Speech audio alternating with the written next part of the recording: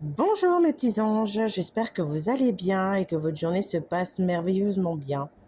Je reviens vers vous en- avec justement un petit peu la suite de hier où justement on parlait des blessures de l'âme, de la nuit noire de l'âme et justement où je vous expliquais que c'était vraiment important en fait de soigner ces blessures, de retrouver une paix intérieure. On a parfois besoin juste d'un break, d'un stop, justement pour traverser les épreuves qu'on a traversées, pour traverser et pour vivre justement les émotions qu'on a à vivre, mais pour pouvoir justement aussi aller après de l'avant, pouvoir offrir une nouvelle chance à notre cœur d'aimer ou pouvoir avoir une nouvelle chance professionnelle ou autre.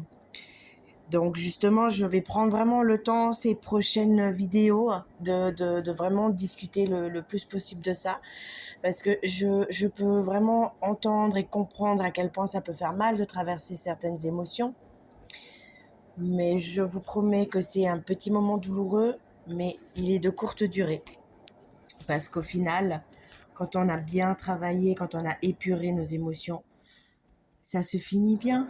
Je vous promets, parce qu'on retrouve vraiment une harmonie en soi, on retrouve une paix intérieure et on peut aller de l'avant en étant beaucoup plus serein, beaucoup plus positif. Donc, n'hésitez vraiment pas, si vous avez besoin d'aide, de contacter une personne avec qui vous vous sentez bien, en confiance. Même moi, si vous voulez, il n'y a vraiment aucun souci. Et surtout, n'ayez pas peur d'affronter vraiment ces émotions, de les vivre.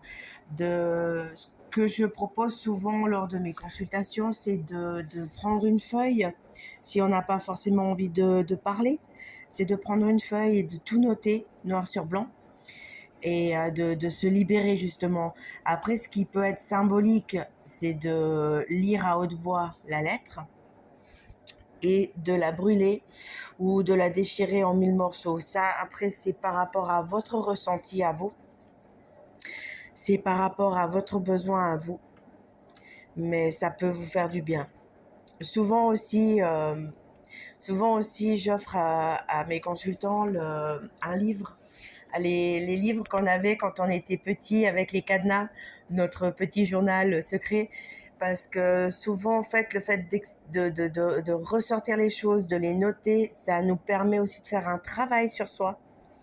Donc n'hésitez pas, il y a vraiment plein de choses que l'on peut faire. On peut aussi prendre un moment, aller dans la forêt ou aller marcher dans la campagne et se mettre à hurler, à crier de toutes ses forces. Ou alors prendre la voiture aussi et puis rouler et juste, voilà, se vider la tête. Mais tout en travaillant et en sortant toutes ces émotions. Je vous promets que ça va aider beaucoup par rapport à votre corps aussi. Parce que souvent, justement, ce que j'ai tendance à dire et qui est vrai, c'est que souvent les mots MOTS que l'on ne sort pas, que l'on ne dit pas, que l'on garde en nous, se transforment en mots MAUX. Et effectivement, ça ressort aussi sur le corps. C'est pour ça, mes petits anges, il faut vraiment soigner ces blessures. Et si par exemple maintenant quelqu'un vous rejette et que vous avez cette blessure qui est ancrée en vous, qui est vraiment douloureuse, le rejet, ce n'est pas votre faute. Et dites-vous bien que c'est pas vous que la personne rejette. Elle se rejette elle-même. Et il y a ce qu'on appelle l'effet miroir. Donc on rejette la personne, mais avec qui on se rejette soi-même. Donc il faut vraiment ne plus prendre pour soi aussi. C'est important, vraiment.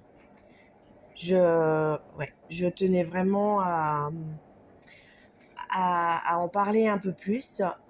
N'hésitez pas aussi si vous avez des questions ou si vous avez des choses qui vous tracassent ou qui vous restent, n'hésitez pas à m'écrire.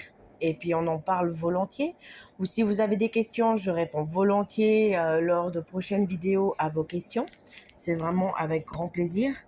Pensez vraiment à votre bien-être. Pensez vraiment à écouter votre cœur et votre âme quand vous devez vous soigner, quand vous devez prendre une décision, quand vous vivez une épreuve qui est difficile. hein. N'oubliez pas, votre âme est là, votre âme sait ce qui va arriver de bon après en vous. N'hésitez pas aussi à demander de l'aide à vos guides, ils sont là aussi pour ça, hein. Moi, je sais pas si vous les appelez les guides ou si vous les appelez vos anges gardiens. Les deux leur vont bien parce qu'ils sont là pour nous. Ils sont là pour vous. Donc, n'hésitez pas à leur demander. N'hésitez pas aussi à demander à l'univers, aide-moi, envoie-moi quelqu'un qui peut m'aider, aide-moi à trouver la solution, aide-moi à aller sur le bon chemin. Il faut vraiment ne plus avoir peur et n'hésitez pas. Vraiment, c'est important.